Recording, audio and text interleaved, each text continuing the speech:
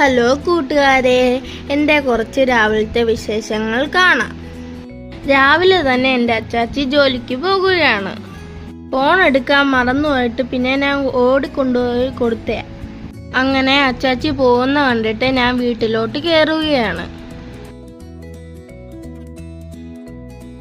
വിശപ്പ് വന്ന് തുടങ്ങി, ഇനി കഴിക്കാവേ. ഇന്ന് കഴിക്കാൻ ചപ്പാത്തിയും കറിയുമാണ്. പിന്നെ ചായയുമുണ്ട്. രാവിലെ ഞാൻ ചായ കുടിക്കാൻ മറന്നുപോയി. എന്നും അച്ചാച്ചി ഉച്ച കഴിഞ്ഞ് ജോലിക്ക് പോയിക്കൊണ്ടിരിക്കുന്നത്. രാവിലെ പോയി. ആ വിഷമത്തിൽ ഇന്ന് എന്തു ചെയ്യുമെന്ന് ഓർത്തിരിക്കുക. അല്ലെങ്കിൽ എൻ്റെ അച്ചാച്ചീൻ്റെ കൂടെ കളിച്ചുകൊണ്ട് നടക്കായിരുന്നു. ഇന്ന് പുറത്ത് കറങ്ങാൻ പോയിരുന്നേ, ഇനി അതൊന്നും നടക്കത്തില്ല. ഇന്ന് ട്യൂഷനും ഇല്ല, അല്ലെങ്കിൽ രാവിലെ പോകേണ്ടതാണ്. ഉച്ചയ്ക്ക് ശേഷം വെയിൽ താന്നിട്ട് എനിക്ക് കളിക്കാൻ പോകണം.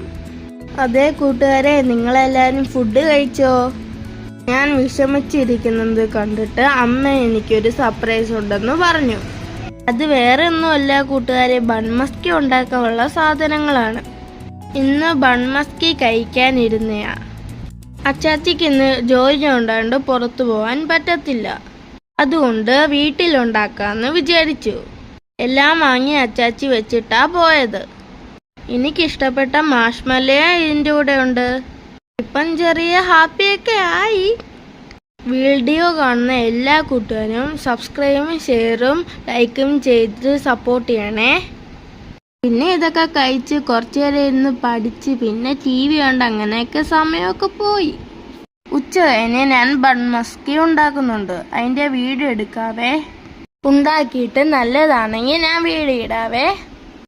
എന്നാൽ എല്ലാവർക്കും ബൈ ബൈ.